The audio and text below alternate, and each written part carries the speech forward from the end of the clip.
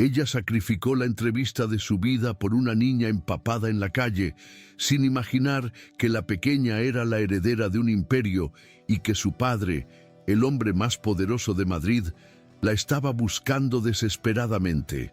Muy buenas, familia. ¿Listos para la historia de hoy? Déjame en los comentarios desde qué ciudad te conectas y apóyame con tu like. Suscríbete si eres nuevo. ¡Vamos allá! El cielo sobre Madrid parecía haberse desgarrado con la furia de una deidad ofendida, descargando un aguacero torrencial que convertía el elegante asfalto del barrio de Salamanca en un espejo oscuro y traicionero, donde los neumáticos de los coches de lujo chirriaban como bestias heridas buscando refugio. Elena corría por la acera, intentando mantener el equilibrio sobre unos tacones que ya habían visto días mejores, aferrando su portafolios de cuero desgastado contra su pecho, como si fuera el último escudo capaz de protegerla de la catástrofe inminente que se cernía sobre su vida. Cada gota de lluvia fría que lograba penetrar la tela de su gabardina barata se sentía como una cuenta regresiva física, un recordatorio cruel de que le quedaban exactamente 7 minutos para llegar a la Fundación Editorial Valdés y convencer a un tribunal de rostros impasibles de que ella, una restauradora de libros con más deudas que esperanzas, merecía la subvención que salvaría el Refugio de Tinta, la librería de su abuelo en el barrio de las Letras. El sonido de su propia respiración entrecortada se mezclaba con el rugido urbano, y mientras sorteaba un charco que amenazaba con engullir sus tobillos, su mente repasaba frenéticamente los argumentos técnicos sobre la conservación del papel del siglo XIX, rezando para que su aspecto de ratón de biblioteca empapado no restara autoridad a sus palabras. Sin embargo, el destino, con ese sentido del humor retorcido que suele reservar para los momentos críticos, decidió intervenir justo cuando ella divisaba la entrada de cristal y acero de la fundación a solo 2 manzanas de distancia. En una parada de autobús desierta, cubierta de grafitis que desentonaban violentamente con la arquitectura neoclásica de la zona, había una anomalía visual que obligó a Elena a detenerse en seco, desafiando toda lógica de supervivencia financiera. No era un mendigo ni un músico callejero, sino una niña de unos 9 años, vestida con una precisión sartorial que avergonzaría a la mayoría de los adultos.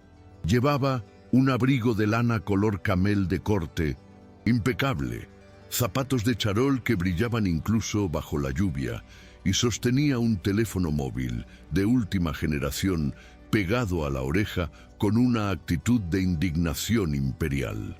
Elena parpadeó, preguntándose si el estrés le estaba provocando alucinaciones, pero la voz de la niña cortó el aire húmedo con una claridad cristalina y autoritaria. No me importa lo que diga el protocolo de seguridad, Ricardo. Esto es una situación de emergencia táctica. Necesito una extracción inmediata o juro que voy a reestructurar todo el departamento de transporte cuando mi padre me nombre heredera universal. La niña no lloraba. Estaba gestionando una crisis.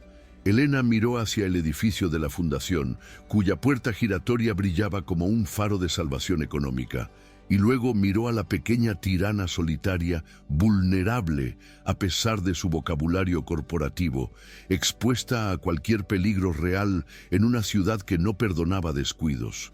Una lucha titánica se libró en la conciencia de Elena durante 3 segundos eternos, un debate entre la prudencia y la humanidad, hasta que soltó una maldición que se perdió en un trueno.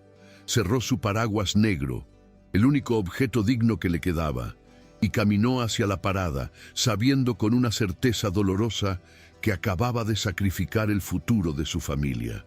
Si sigues gritándole a un subordinado imaginario o real con esa intensidad, te va a subir la presión arterial antes de que aprendas a hacer divisiones de 3 cifras. dijo Elena al llegar bajo el techo de la parada, sacudiendo el agua de su gabardina con movimientos secos y eficientes, sin intentar suavizar su tono para adaptarlo a una niña. La pequeña se giró lentamente, bajando el teléfono con una expresión de incredulidad ofendida, como si una paloma hubiera osado darle consejos de inversión bursátil. Tenía los ojos grandes y oscuros, inteligentes y afilados, que escanearon a Elena de arriba abajo, detectando la ropa humilde y el cabello encrespado por la humedad. «Disculpa, estoy en medio de una negociación crítica para mi retorno a la base y no recuerdo haber solicitado consultoría externa», respondió la niña con una dicción tan perfecta que resultaba casi antinatural en alguien de su edad. Elena no pudo evitar soltar una risa corta, incrédula y cansada. «Mira, pequeña ejecutiva, no sé de qué base te has escapado, pero estás sola en una de las avenidas más transitadas de Madrid. Está cayendo el diluvio universal y tienes pinta de valer más dinero del que yo ganaré en 10 vidas, lo que te convierte en un blanco fácil. Así que cuelga. Dime dónde vives y deja de jugar a ser la dueña del mundo antes de que te resfríes», replicó Elena, cruzándose de brazos y mirando el reloj. La hora de su entrevista había pasado hacía 2 minutos. El silencio que siguió fue pesado, solo roto por el sonido de la lluvia golpeando el techo de metal. La niña, cuyo nombre Elena aún desconocía, pareció evaluar la amenaza y la sinceridad en los ojos de la extraña, y por primera vez, su máscara de hierro se agrietó ligeramente, revelando el miedo infantil que ocultaba bajo capas de arrogancia aprendida. «Me llamo Alba», dijo finalmente la niña, guardando el teléfono en un bolsillo de su abrigo, con un suspiro dramático que parecía contener el peso de 1000 juntas directivas fallidas. «Y no me he escapado. He ejercido mi derecho a la retirada estratégica por divergencias creativas irreconciliables con mi profesora de historia, quien insiste en que la Revolución Francesa fue un evento romántico y no una reestructuración socioeconómica inevitable». Elena alzó una ceja, impresionada a su pesar por la verborrea de la criatura.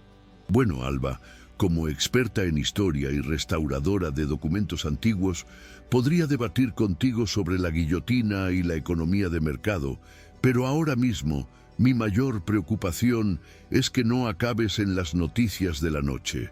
¿Tu base está lejos o tengo que llamar a la policía para que te lleven?» Alba se tensó visiblemente ante la mención de la policía. «No, la policía es burocracia innecesaria. Mi padre, él vive en La Moraleja. El chofer se retrasó 3 minutos y decidí caminar para darle una lección de puntualidad, pero calculé mal las variables meteorológicas». Elena suspiró, sintiendo cómo el frío le calaba los huesos y cómo la oportunidad de su vida se disolvía definitivamente en el pasado. No tenía dinero para un taxi hasta La Moraleja, y su propio coche era un viejo utilitario que apenas arrancaba, aparcado a 3 calles de allí. «¿Tienes el número de tu padre? El real, no el de su asistente», preguntó Elena, sacando su propio móvil, cuya pantalla estaba agrietada en una esquina. Alba asintió y dictó los números de memoria. Cuando Elena marcó, el tono de llamada sonó 1, 2, 3 veces, hasta que una voz masculina profunda y cargada de una tensión eléctrica contestó con un seco: «¿Quién es? Si esto es de la prensa, juro que no soy prensa. Soy la persona que tiene a su hija Alba en una parada de autobús, en la calle Serrano, tratando de despedir a su chofer vía telepática mientras se empapa», interrumpió Elena con firmeza, cortando la ira del hombre al otro lado de la línea. Hubo un silencio atónito, seguido de un cambio radical en el tono de la voz, que pasó de la hostilidad al pánico puro en una fracción de segundo. «¿Alba? ¿Está bien? ¿Quién es usted? Por favor, no se mueva. Dígame la intersección exacta. Voy para allá ahora mismo». La vulnerabilidad en la voz de aquel hombre desconocido Resonó en Elena, recordándole a su propio abuelo cuando ella se enfermaba de pequeña. Era el sonido universal del miedo paternal. Está bien, solo tiene frío y un exceso de vocabulario corporativo. Estamos frente al número 45, y dese prisa, porque mi paciencia con la aristocracia infantil tiene un límite, añadió Elena, mirando de reojo a Alba, que ahora pateaba un charco con sus zapatos caros, fingiendo desinterés. Durante los 20 minutos que tardó en llegar el coche, Elena y Alba mantuvieron una tregua extraña. Elena sacó una barrita de cereales aplastada de su bolso y se la ofreció. Alba la miró con sospecha antes de aceptarla y comerla con pequeños mordiscos delicados. «Perdiste una reunión importante por estar aquí, ¿verdad?», preguntó la niña de repente, observando cómo Elena miraba con melancolía hacia el edificio de la fundación. «Sí, Alba, probablemente la más importante de mi carrera. Pero los libros viejos pueden esperar. Las niñas perdidas bajo la lluvia no», respondió Elena con una honestidad brutal, sin intentar hacerse la mártir, simplemente exponiendo los hechos. Alba no dijo nada, pero sus ojos oscuros registraron la información con la precisión de un notario.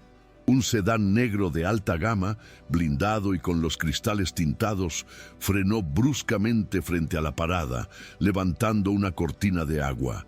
La puerta trasera se abrió antes de que el vehículo se detuviera por completo y de ella emergió un hombre alto, empapándose al instante sin importarle su traje de 3 piezas hecho a medida. Lucas, aunque Elena aún no sabía su nombre, era la imagen del caos controlado. Tenía el cabello oscuro revuelto, la corbata aflojada y unos ojos que reflejaban noches sin dormir. Corrió hacia Alba y la envolvió en un abrazo que la niña toleró con rigidez al principio, antes de permitirse apoyar la cabeza en el hombro de su padre por un breve segundo. «Alba, por Dios, ¿en qué estabas pensando?», exclamó él, revisándola frenéticamente en busca de daños. Luego, su atención se centró en Elena, que se había mantenido al margen, sintiéndose una intrusa en esa escena familiar de alto presupuesto. Lucas se enderezó y Elena pudo ver el cansancio grabado en las líneas de su rostro. Un hombre que cargaba el peso del mundo y que claramente no sabía cómo manejar la fuerza de la naturaleza que era su hija. «Usted, gracias. No tengo palabras. Soy Lucas Valdés», dijo, extendiendo una mano mojada pero firme. El apellido golpeó a Elena como un martillazo en el estómago. Valdés, el dueño de la Fundación Editorial Valdés, el hombre cuyo consejo directivo debía haberla entrevistado hace media hora. La ironía era tan grande que Elena sintió ganas de reír histéricamente, pero se limitó a estrecharle la mano con dignidad.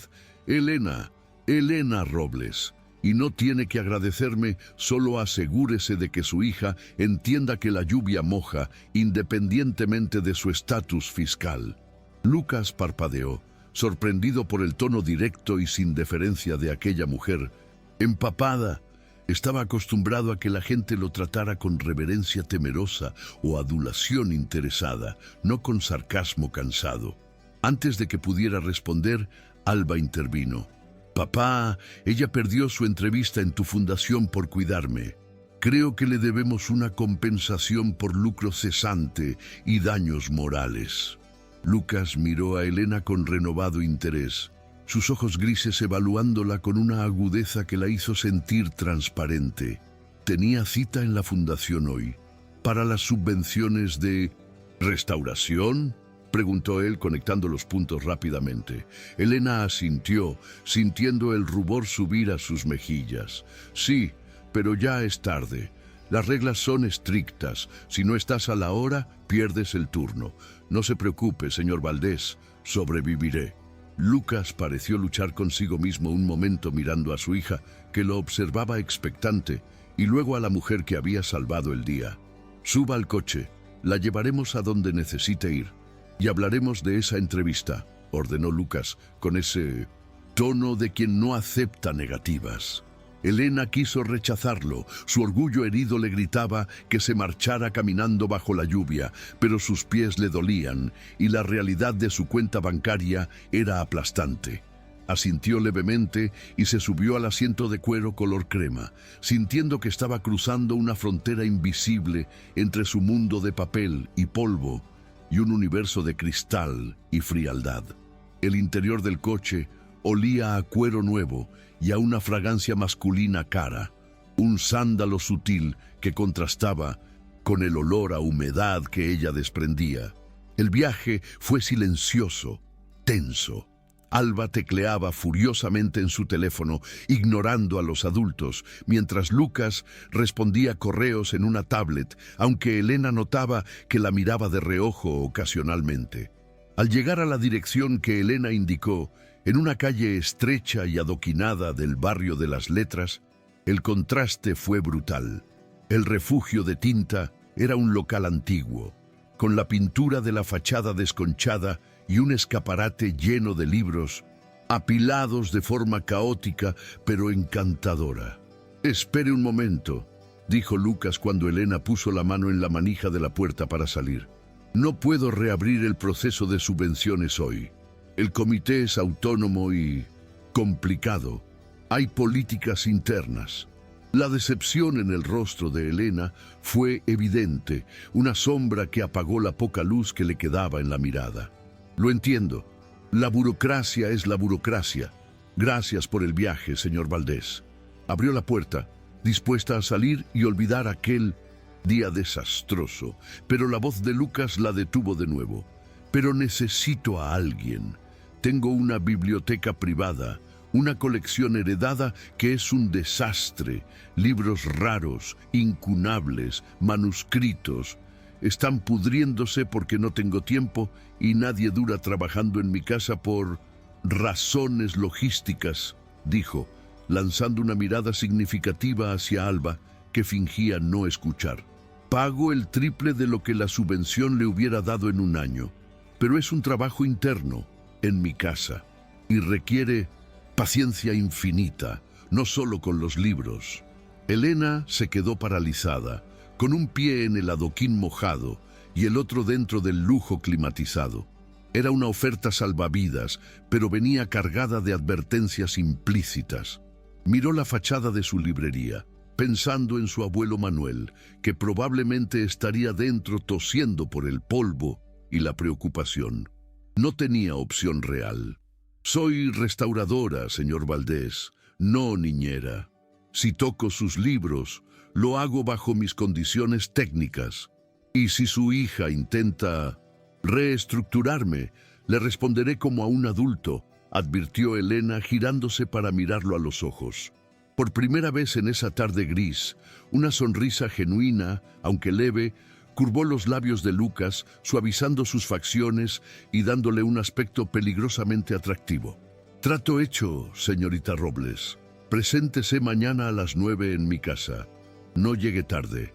Con esa despedida, Elena bajó del coche y vio cómo el vehículo negro se alejaba serpenteando por las callejuelas antiguas, llevándose consigo la promesa de una solución y el presagio de un caos mucho mayor. Al entrar en la librería, el olor familiar a vainilla del papel viejo la envolvió como un abrazo.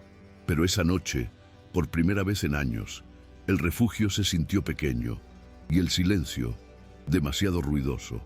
Elena no sabía que al aceptar ese trabajo no solo estaba salvando su negocio, sino entrando en la boca del lobo, donde la verdadera bestia no era la niña mimada, sino una mujer que ya la esperaba con las garras afiladas. La mañana siguiente, el sol brillaba con una insolencia que contrastaba con los nervios de Elena. Condujo su pequeño coche hasta La Moraleja, sintiéndose una impostora al pasar las garitas de seguridad y las mansiones que parecían fortalezas modernas.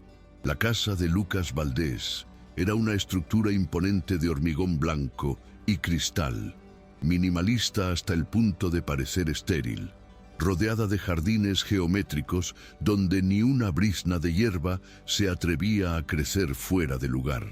Al aparcar y Acercarse a la puerta principal, enorme y pivotante, Elena respiró hondo, alisándose su ropa de trabajo, pantalones cómodos, una blusa blanca sencilla y su kit de herramientas de restauración colgado al hombro.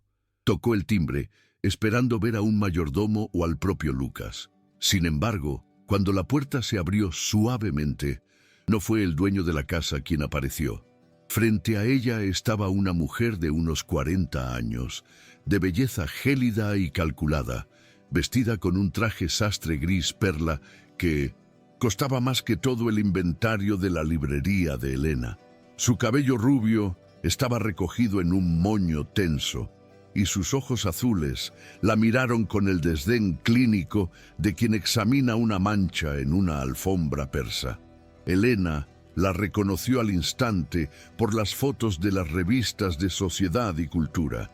Era Carla, la directora de la Fundación Valdés, la mujer que debía haberla entrevistado el día anterior y que tenía fama de triturar carreras con una sola llamada. Tú debes ser la rescatadora de la... Aunque Lucas no ha parado de hablar, dijo Carla, sin apartarse para dejarla entrar, bloqueando el paso con su cuerpo delgado y rígido. Su voz era suave, pero tenía el filo de una hoja de papel recién cortada. Soy Carla, la prometida de Lucas y directora de la fundación. Y déjame ahorrarte tiempo y vergüenza, querida. Sé exactamente quién eres. Elena Robles, nieta de Manuel Robles. Una tienducha de segunda en el centro que apenas cubre gastos. Es adorable que Lucas quiera jugar al mecenas por culpa, pero no te equivoques. Esta casa no es un refugio de caridad y esa biblioteca requiere manos expertas, no aficionadas desesperadas. Elena sintió cómo la sangre le hervía, una mezcla de humillación y furia defensiva. Apretó la correa de su bolso, manteniendo la mirada fija en los ojos fríos de Carla. Buenos días a usted también. Mis manos han restaurado códices del siglo XVI que usted probablemente solo ha visto en vitrinas, señora. Y estoy aquí porque el dueño de la casa me contrató, no para pedir limosna. Carla sonrió, una mueca carente de calidez. Veremos cuánto duras. Alba huele el miedo y la incompetencia. Y yo simplemente no tolero errores. Un paso en falso con la colección, una página rasgada, una mancha de pegamento, y me aseguraré de que no vuelvas a trabajar ni forrando libros escolares. Antes de que Elena pudiera responder, la voz de Lucas resonó desde el interior del vestíbulo, grave y autoritaria. «Carla, ¿quién está en la puerta?» Carla cambió su expresión instantáneamente a una máscara de dulzura prefabricada, girándose hacia el interior. «Es tu nueva empleada, cariño. Solo le estaba explicando las reglas de la casa para que se sienta bienvenida». Elena cruzó el umbral, sintiendo el aire acondicionado helado de la mansión, sabiendo que acababa de entrar en un campo de batalla donde los libros eran lo único frágil que no podía permitirse romper. La biblioteca privada de Lucas Valdés era un espacio que cortaba la respiración, un santuario de doble altura, con estanterías de madera oscura que llegaban hasta un techo abovedado, accesible por escaleras de caracol de hierro forjado. Sin embargo, el estado de abandono era palpable. Pilas de libros desordenados sobre mesas de caoba, cajas de mudanza sin abrir, acumulando polvo, y una atmósfera de quietud fúnebre que pedía a gritos ser perturbada. Lucas estaba de pie junto a una mesa central, revisando unos planos, y al ver entrar a Elena, sus hombros parecieron relajarse imperceptiblemente. «Bienvenida, Elena». Ignora a Carla. Su pasión por la excelencia a veces la vuelve intensa, dijo él, lanzando una mirada de advertencia a la mujer rubia, que se encogió de hombros con elegancia. «Esta es tu oficina. Tienes carta blanca para organizar, catalogar y restaurar, pero hay una condición adicional en tu contrato que no mencioné ayer». Elena dejó su bolso sobre una silla sintiendo la tensión vibrar en el aire. ¿Cuál es, señor Valdés? Lucas suspiró, pasándose una mano por el cabello. Alba ha decidido que esta biblioteca es su sala de guerra. Se niega a salir de aquí por las tardes. Tu trabajo es asegurar los libros, sí, pero también convivir. Si logras que lea uno solo de estos libros, en lugar de fingir que despide empleados, te doblaré el sueldo. En ese momento, desde la galería superior, una pequeña cabeza asomó entre los barrotes de la barandilla. Alba miraba hacia abajo como una gárgola vigilante. No necesito leer fantasías escapistas. Necesito datos macroeconómicos, gritó la niña. Elena miró a Lucas, luego a la hostil Carla y finalmente a la niña en las alturas. Sonrió, remangándose la blusa. Desafío aceptado, pero empecemos por lo básico. Nadie entra en mi biblioteca sin lavarse las manos. Eso la incluye a usted, mini ejecutiva. Lucas soltó una carcajada sorprendida y Carla entrecerró los ojos. El juego había comenzado. Las primeras semanas en la residencia Valdés transcurrieron bajo una tregua tensa y armada, similar a la calma engañosa que precede a los cambios de régimen en las naciones inestables, donde la biblioteca se convirtió en un territorio neutral, una zona desmilitarizada entre la rigidez clínica del resto de la mansión y el caos creativo que Elena traía consigo en su maletín de herramientas. La rutina se estableció con la precisión de un reloj suizo que, ocasionalmente, fallaba y daba la hora al revés. Elena llegaba puntual, saludaba al personal de servicio que la miraba con una mezcla de curiosidad y lástima, y se encerraba en el santuario de libros, donde el olor a cola orgánica y papel viejo empezaba a desplazar, lenta pero inexorablemente, al aroma aséptico de los ambientadores de lujo. Sin embargo, su mayor desafío no era la restauración de los incunables del siglo XVII, cuyas encuadernaciones se deshacían como suspiros al tocarlas, sino la pequeña figura que aparecía invariablemente a las 4 de la tarde, arrastrando una silla de diseño como si fuera un trono portátil, para instalarse frente a ella y supervisar los activos. Alba no jugaba, gestionaba. Según mis cálculos de productividad, llevas 45 minutos en la misma página, Elena.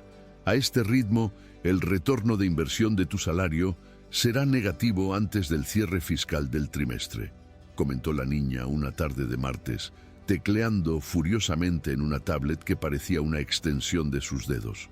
Elena, con una lupa de aumento ajustada sobre el ojo y un pincel de cerdas finas en la mano, ni siquiera levantó la vista del grabado que estaba limpiando de hongos microscópicos, manteniendo una calma zen que sabía que irritaba profundamente a su pequeña supervisora.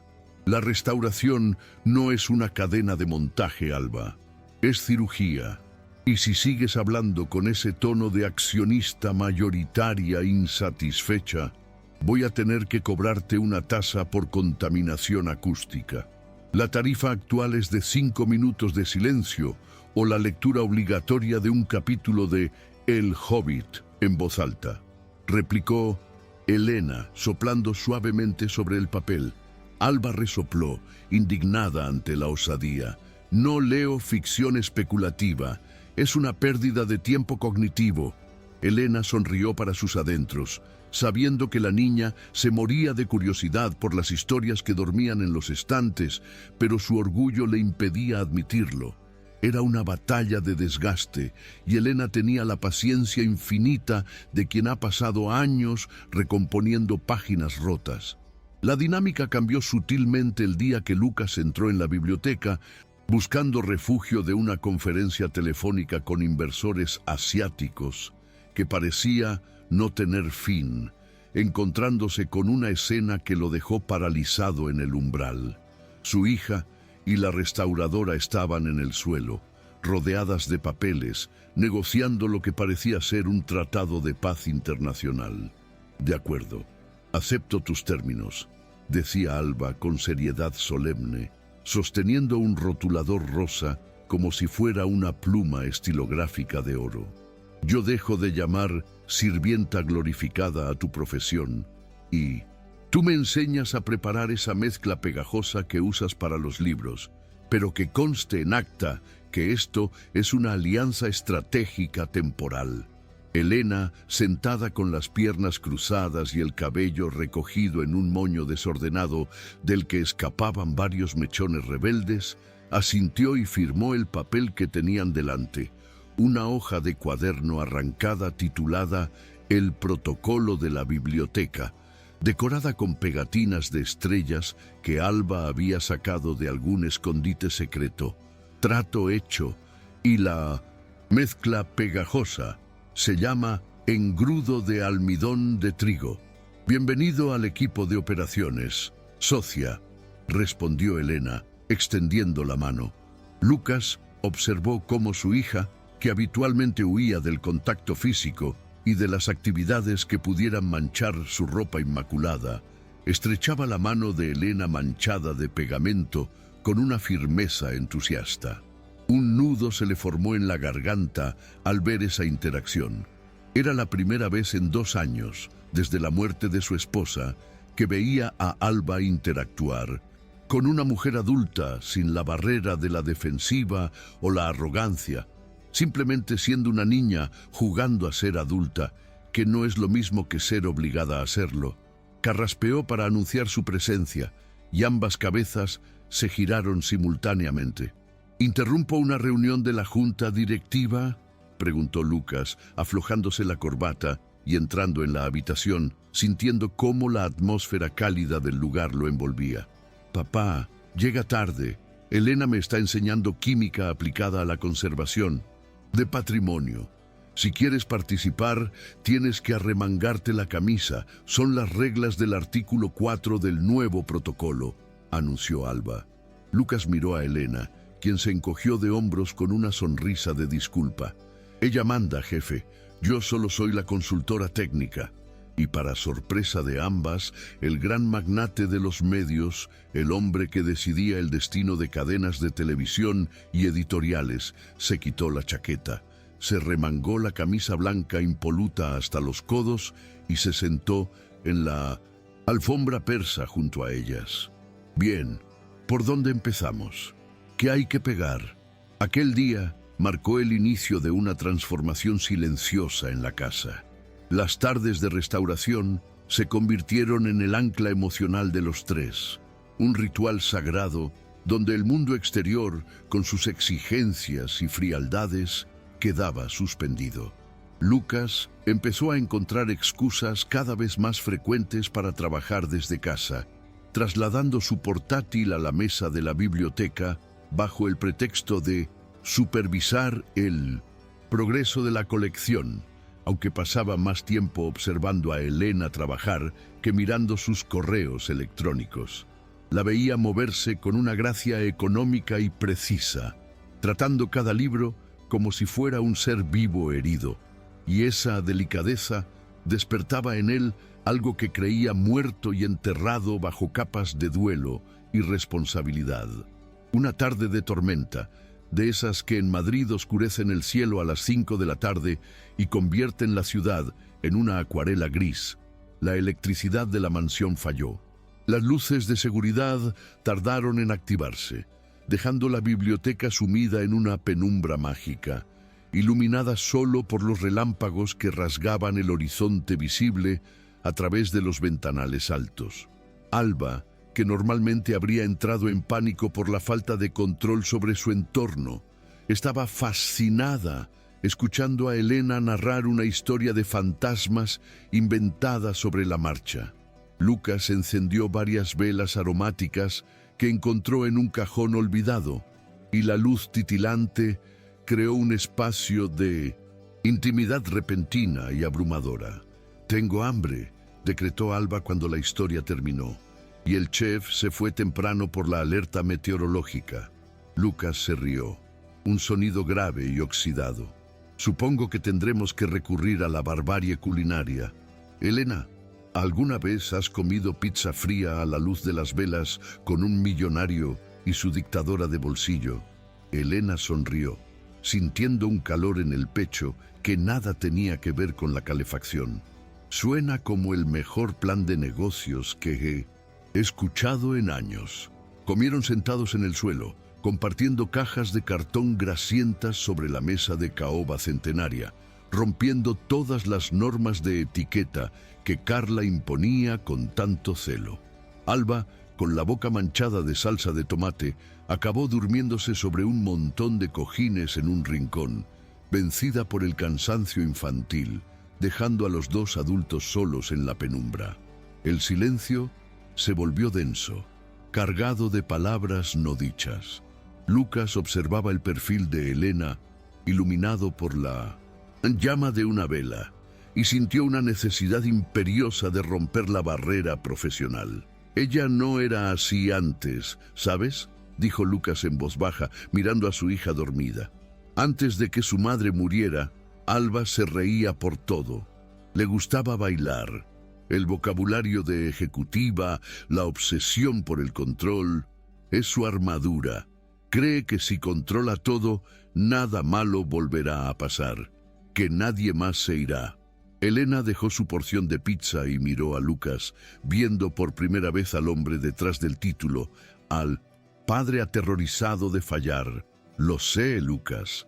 Los libros hacen lo mismo. Los restauramos, los protegemos en cajas libres de ácido. Controlamos la humedad y la temperatura, todo para evitar que el tiempo los destruya. Pero al final, lo que los mantiene vivos es que alguien los toque, los lea, corra el riesgo de arrugar una página. Alba necesita saber que puede ser una niña, que puede romperse y que tú estarás ahí para pegarla de nuevo, como hacemos con los lomos de los libros. Lucas se giró hacia ella, sus ojos grises brillando con una intensidad que le robó el aliento a Elena. Se inclinó ligeramente hacia ella, acortando la distancia, y Elena pudo oler el sándalo y la lluvia en su piel. ¿Y tú, Elena, quién te restaura a ti cuando te rompes?, susurró él.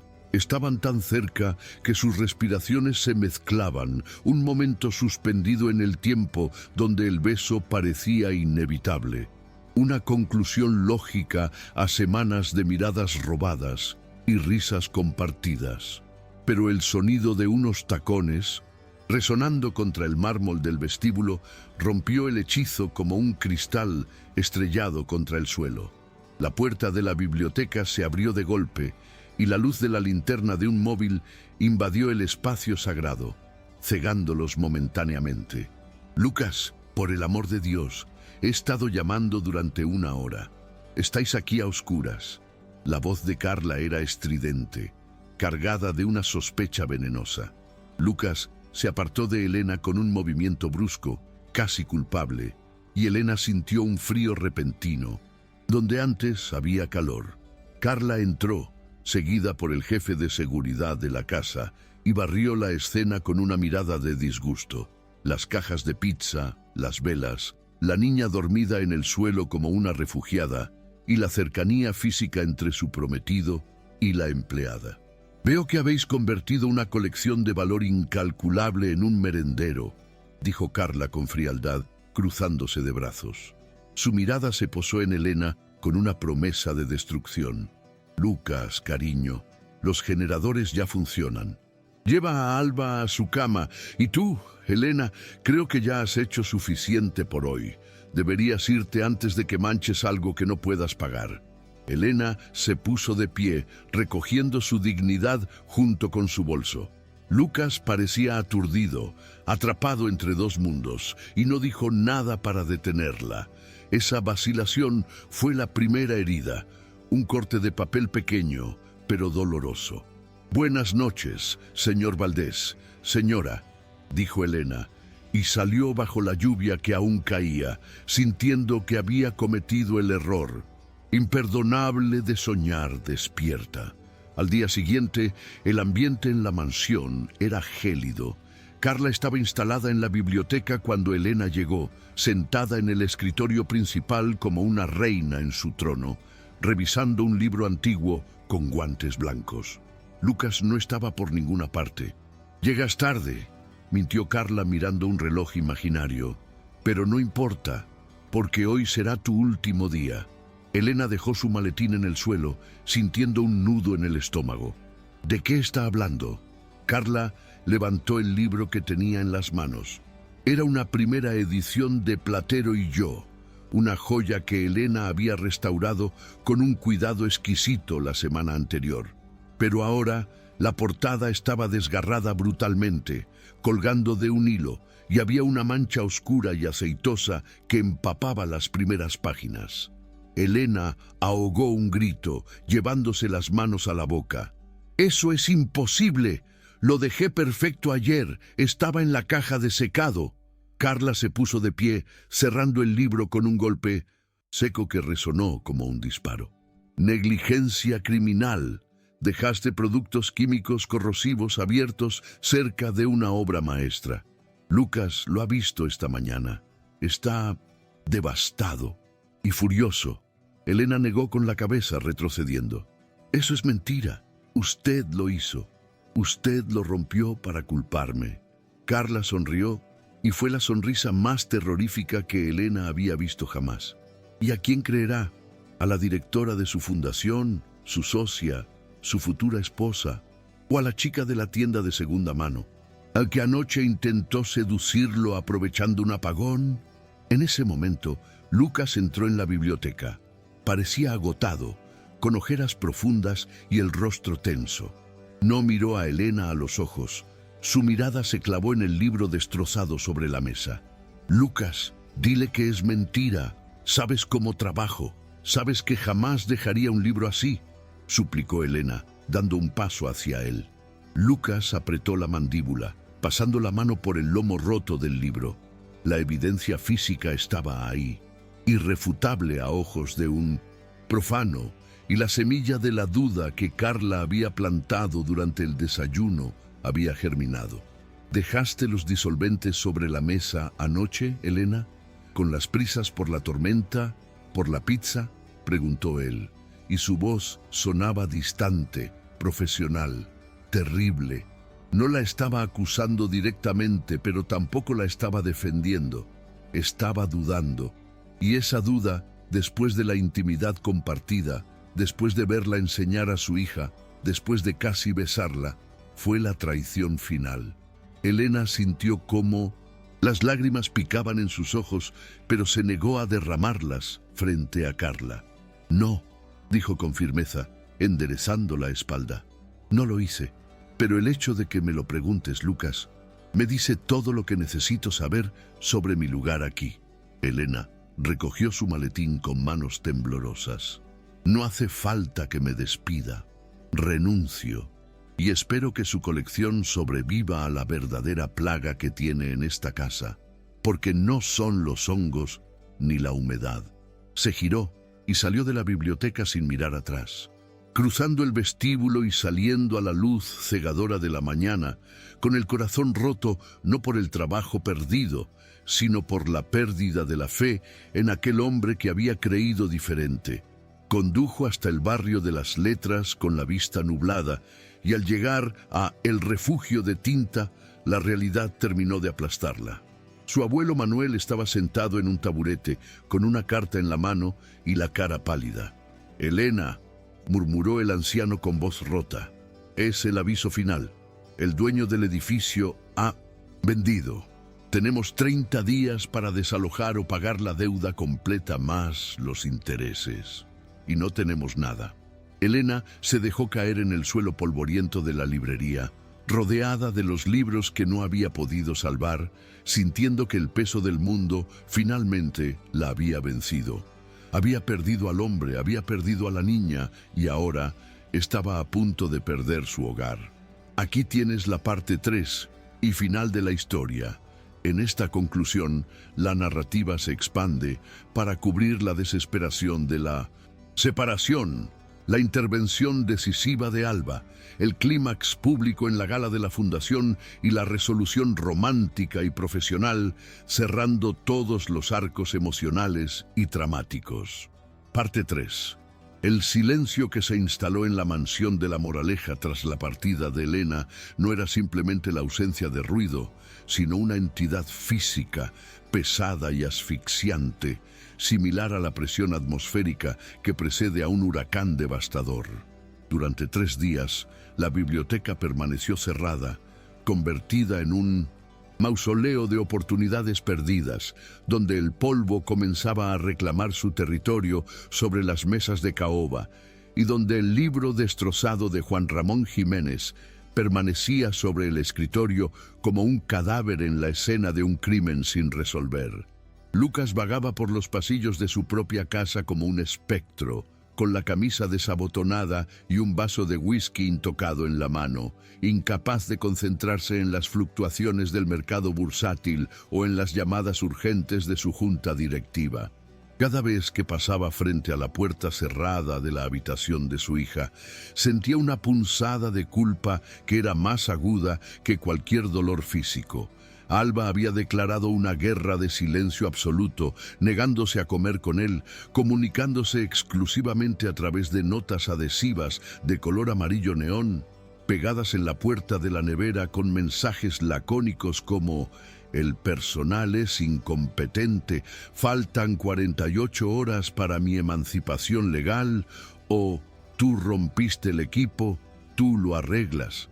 Carla, por su parte, intentaba llenar el vacío con una eficiencia maníaca, organizando los preparativos para la gran gala benéfica de la fundación que se celebraría esa misma noche, actuando como si la ratita de biblioteca nunca hubiera existido, aunque sus ojos azules seguían a Lucas con una vigilancia depredadora, sabiendo que su victoria pendía de un hilo muy fino.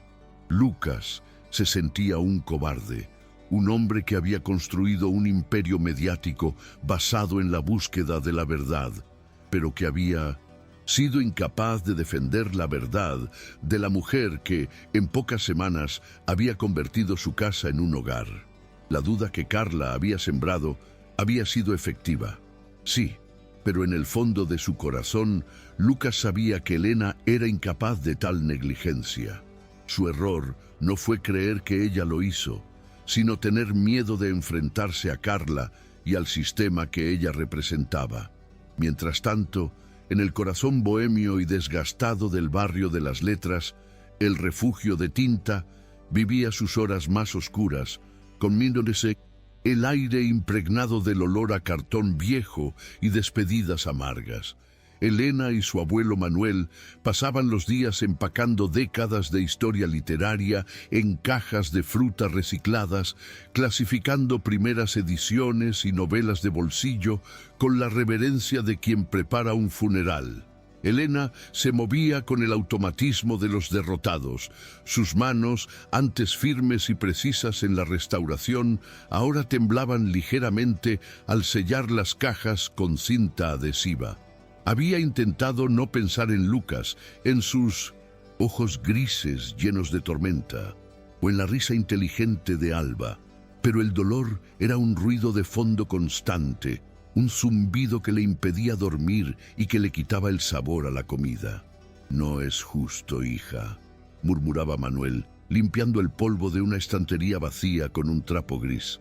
Ese hombre parecía diferente. Parecía que veía el valor real de las cosas, no solo el precio. Elena suspiró, cargando una pila de enciclopedias. «El valor es subjetivo, abuelo. Para ellos solo somos una línea de gastos, un error de cálculo. Lo mejor es olvidar y seguir adelante, aunque no sepamos hacia dónde». Pero el destino, encarnado en una niña de 9 años con recursos ilimitados y una voluntad de hierro, tenía otros planes. A media tarde, cuando la lluvia volvió a caer sobre Madrid como un telón gris, la campanilla de la puerta de la librería sonó con una urgencia violenta. Elena levantó la vista, esperando ver al propietario del edificio o a un acreedor, pero se encontró con una figura pequeña, empapada y furiosa, que arrastraba una maleta de ruedas de marca de lujo por el suelo de madera crujiente. Alba estaba allí, parada en el umbral, con el cabello mojado pegado a la cara, y una expresión de determinación que habría hecho temblar a Napoleón. He rescindido mi contrato filial con la administración actual por incumplimiento grave de las cláusulas de lealtad y sentido común, anunció Alba, soltando la maleta y cruzándose de brazos, tiritando ligeramente por el frío, pero manteniendo la compostura. Elena soltó la caja que tenía en las manos, corriendo hacia ella para envolverla en un abrazo desesperado, ignorando la humedad y el protocolo. «Alba, Dios mío, ¿cómo has llegado aquí? ¿Tu padre sabe dónde estás? Te va a buscar la policía». La niña se permitió por un segundo ser solo una niña, hundiendo la cara en el jersey de lana de Elena. «Vine en Uber Black. Usé la tarjeta de crédito de emergencia de Carla que tomé prestada de su bolso. Es justicia poética, financiera», murmuró Alba contra la tela. Luego se separó y sacó de su mochila impermeable algo que cambiaría el curso de la historia. Una tablet con la pantalla brillando. «Y no solo me escapé, traje la evidencia del crimen. Tengo cámaras de seguridad en la biblioteca, Elena. Papá no lo sabe. Las instalé yo hace meses para vigilar que el servicio de limpieza no desordenara mis legos. Mira». Elena tomó el dispositivo con manos temblorosas y le dio al play. En la pantalla granulada, con fecha y hora de la noche del apagón, se veía claramente a Carla entrando en la biblioteca con una linterna, acercándose al escritorio, tomando el libro de Juan Ramón Jiménez y rasgando la portada con una violencia deliberada y fría, para luego verter un frasco de disolvente sobre las páginas antes de salir sonriendo. La prueba era irrefutable. La villanía de Carla no era una sospecha paranoica, era un hecho documentado. Ella lo hizo porque te odia, porque nos hacías felices, y la felicidad no cotiza en bolsa, sentenció Alba con sabiduría prematura. Antes de que Elena pudiera procesar la magnitud de lo que estaba viendo, el chirrido de neumáticos frenando sobre los adoquines mojados de la calle hizo que el abuelo Manuel se asomara a la ventana. El coche de Lucas, mal aparcado y con las luces de emergencia encendidas, bloqueaba el paso. Lucas irrumpió en la librería como un vendaval, con el rostro desencajado por el pánico, gritando el nombre de su hija. «¡Alba! ¡Alba!». Cuando vio a la niña, sentada sobre el mostrador, sana y salva junto a Elena, se detuvo en seco, apoyándose en el marco de la puerta para recuperar el aliento, con el pecho subiendo y bajando violentamente. «Gracias a Dios», susurró, cerrando los ojos un momento. Cuando los abrió, se encontró con la mirada de Elena, fría, distante, decepcionada. Ella no dijo nada, simplemente giró la tablet hacia él y reprodujo el vídeo. Lucas observó las imágenes en silencio y Elena vio cómo su expresión pasaba de la confusión al horror, y del horror a una furia fría y terrible. Vio cómo su mandíbula se tensaba hasta casi romperse, y cómo el color abandonaba su rostro al comprender la magnitud de su error y la crueldad de la mujer con la que pretendía compartir su vida. «Elena», comenzó a decir, su voz rota por la vergüenza, dando un paso hacia ella. «No tengo palabras, soy un imbécil, un ciego. Yo debí saberlo, debí confiar en ti». Elena sostuvo su mirada, alzando la barbilla. «Sí, debiste, pero el daño ya está hecho, Lucas. Mi reputación está manchada. Carla se ha encargado de decir en todo Madrid que soy incompetente y en 24 horas perderemos este lugar». Lucas miró alrededor, viendo las cajas, el aviso de desalojo sobre el mostrador, la realidad precaria que él había ignorado desde su torre de marfil. «No, no perderás nada», dijo Lucas con una intensidad renovada, una energía que Elena no le había visto antes. Se acercó al mostrador, no como el magnate que compra soluciones, sino como el hombre que pide redención. «El aviso de desalojo se paga hoy. Compro el edificio. No como caridad, Elena, sino como inversión. Quiero ser socio, socio silencioso, socio ruidoso, lo que tú quieras, pero el refugio de tinta no se cierra. Manuel soltó una exclamación ahogada, pero Elena levantó una mano. No quiero tu dinero para limpiar tu conciencia, Lucas. Él negó con la cabeza, acercándose más, invadiendo su espacio personal con una urgencia desesperada. No es por mi conciencia, es porque te quiero. Te quiero en mi vida, en la vida de Alba. Y sé que la única forma de recuperarte es demostrarte que puedo luchar por ti. Esta noche es la gala de la fundación. Carla va a anunciar nuestra fusión y su triunfo. Ven conmigo.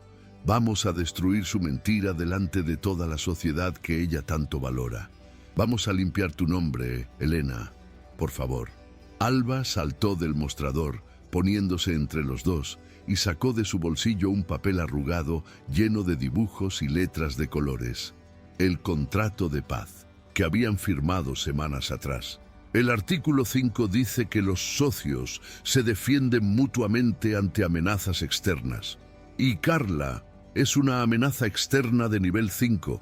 Tienes que venir, Elena. Sin ti, el equipo está incompleto. Elena miró el rostro suplicante del hombre al que amaba a pesar de todo, y la determinación feroz de la niña que se había robado su corazón. Suspiró, sintiendo cómo la armadura de su orgullo se deshacía. No tengo un vestido para una gala, dijo finalmente, con una media sonrisa. Lucas sonrió, y fue como si saliera el sol en mitad de la noche. Conozco un sitio, y te prometo que no será azul oscuro. La gala de la Fundación Valdés se celebraba en un antiguo palacio reformado en el centro de Madrid. Un evento donde el brillo de los diamantes competía con los flashes de los fotógrafos y donde la élite cultural y económica se reunía para felicitarse mutuamente por su propia generosidad. Carla estaba en su elemento, radiante en un vestido de seda rojo sangre, moviéndose entre los invitados como una reina, aceptando elogios y asegurando a los inversores que la fusión con el conglomerado de Lucas era inminente. Cuando subió al estrado, iluminada por un foco cenital, el silencio se hizo en la sala. «Damas y caballeros», comenzó con su voz perfectamente modulada. «Esta noche celebramos no solo la preservación del arte, sino la unión de visiones. La excelencia no admite errores, y en esta fundación nos deshacemos de lo imperfecto para abrazar lo sublime».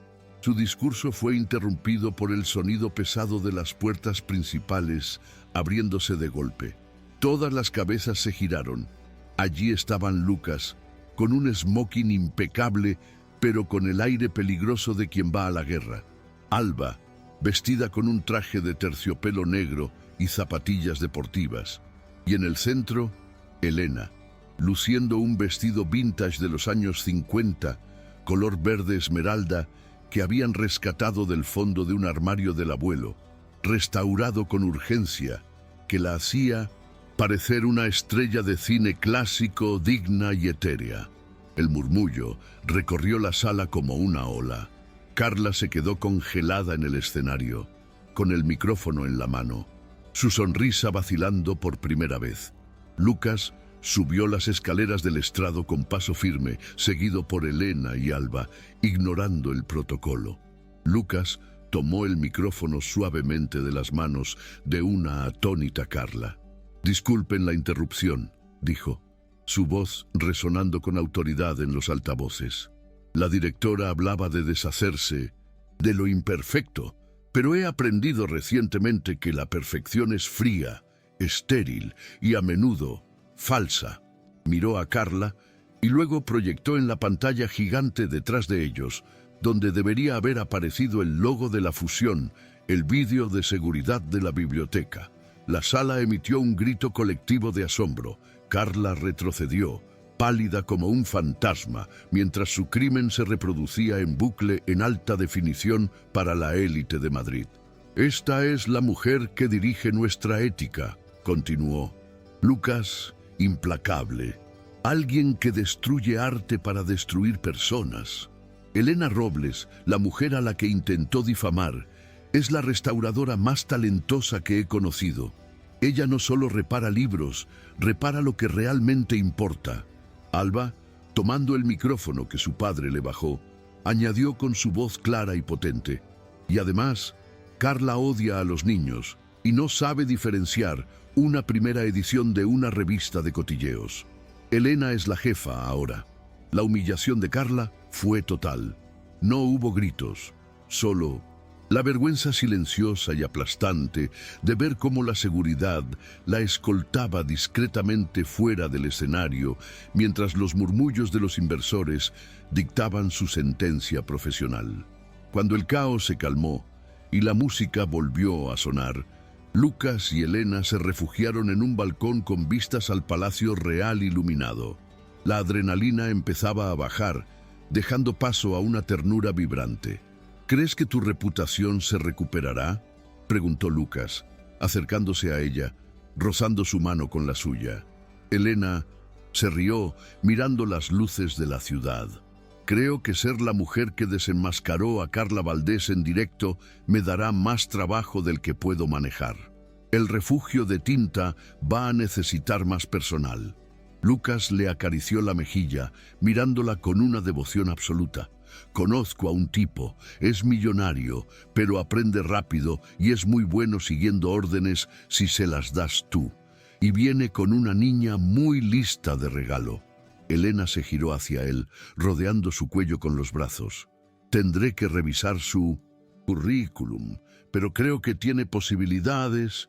Lucas no esperó más. La besó allí, frente a todo Madrid, un beso que sabía a victoria, a lluvia y a tinta, un beso que sellaba un contrato mucho más importante que cualquier fusión empresarial. La promesa de no volver a soltarse nunca. Epílogo. 6 meses después, el refugio de tinta había sufrido una transformación, pero conservaba su alma. Las goteras habían desaparecido y la iluminación era nueva, pero el olor a libro viejo seguía intacto. En 1900, la parte trasera, en un despacho renovado con paredes de cristal, Elena trabajaba en un manuscrito medieval, mientras un grupo de estudiantes observaba en silencio. En el mostrador principal, Lucas, que había delegado la gestión diaria de su imperio para tomarse un año sabático indefinido, intentaba usar la caja registradora antigua bajo la mirada crítica de Alba. «Papá, le has dado mal el cambio otra vez. Son 20 céntimos, no 2 euros. Vas a llevarnos a la bancarrota», regañó la niña, que ahora llevaba un delantal con el logo de la librería y un cartel que decía «Gerente Junior». Lucas suspiró, sonriendo al cliente, y le entregó el cambio correcto. «Es difícil, Alba. La economía global es más sencilla que este trasto». La campanilla de la puerta sonó y entró Manuel, trayendo café y churros para todos. Elena salió del despacho, limpiándose las manos, y se acercó a Lucas para darle un beso rápido en los labios, ignorando el «¡puaj! ¡Qué asco!» fingido de Alba. «¿Todo en orden, socio?», preguntó ella. Lucas miró a su hija organizando los cómics por orden alfabético de superpoderes, a Manuel riendo con un cliente habitual y a la mujer que amaba sonriéndole con complicidad. «Sí, Elena, todo está perfectamente restaurado». Y mientras fuera, la vida en Madrid seguía su curso frenético. Dentro de esa pequeña librería, el tiempo parecía detenerse en el capítulo más feliz de todos. Fin de la historia.